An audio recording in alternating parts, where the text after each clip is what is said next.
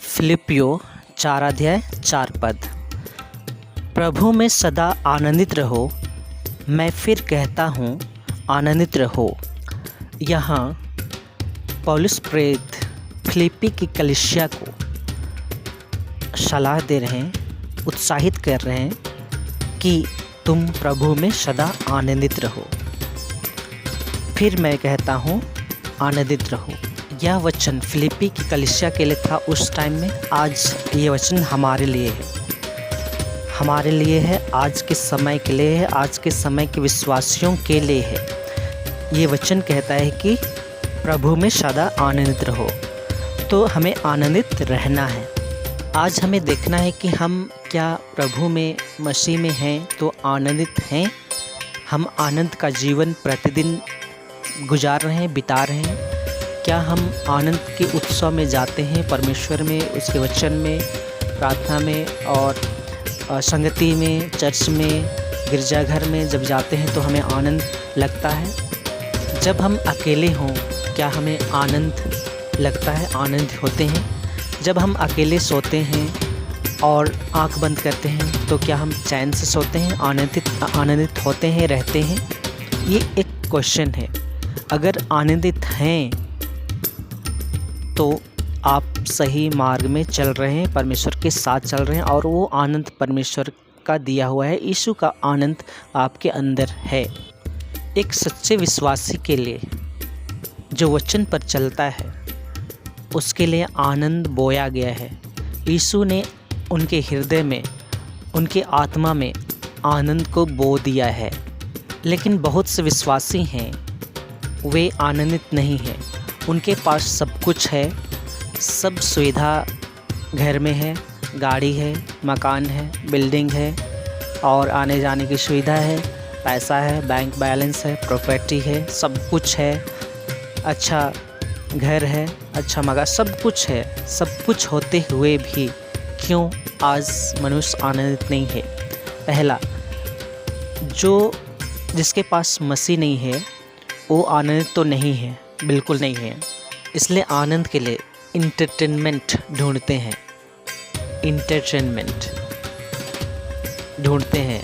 Film में जाते हैं, सिनेमा घर में जाते हैं, घर में मूवी चलाते हैं, घर में पार्टी करते हैं, बाहर पार्टी करते हैं। लेकिन ये सब चीज़ क्षणिक उत्साह है, क्षणिक आनंद है, पल भर के लिए आनंद है। लेकिन वह आनंद जो यीशु मसीह देता है वो सदा का आनंद है। सदा आप आनंदित रह सकते हैं। कोई भी व्यक्ति जिसके पास यीशु है वो सदा आनंदित रह सकता है और रहता है और रहेगा भी। जिसके पास यीशु है उसके पास जीवन है। जिसके पास परमेश्वर का पुत्र नहीं उसके पास जीवन भी नहीं। जिसके पास यीशु है उसके पास आनंद है। जिसके पास परमेश्वर का पुत्र नहीं उसके पास आनंद भी नहीं है। भजन संहिता 16 अध्याय का 8 और 9 वचन में क्या कहता है? मैंने यहोवा को निरंतर अपने सम्मुख रखा है, इसलिए कि वह मेरे दाहिने हाथ रहता है, मैं कभी ना डगमगाऊंगा। इस कारण मेरा हृदय आनंदित और मेरी आत्मा मगन हुई, मेरा शरीर भी चैन से रहेगा। दाऊद एक बहुत ही अनुभवी व्यक्ति था क्योंकि वो आत्मा के चलाए हुए चलता था। इसलिए वो आनंद के बारे में अच्छी तरह से जानता था और भजन संहिता में बहुत जगह आनंद के बारे में बताया है। इसलिए क्या कहता है? मैंने यहोवा को निरंतर अपने सम्मुख रखा है। पहला कि परमेश्वर को अपने सम्मुख रखना है, अपने हृदय में रखना है, अपने दिल में रखना है, अपने अंदर रखना है।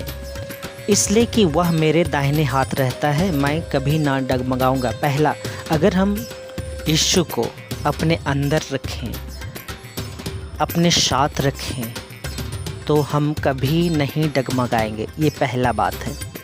दूसरा, हम उसके कारण आनंदित होंगे और हमारा मन, आत्मा मगन होगा।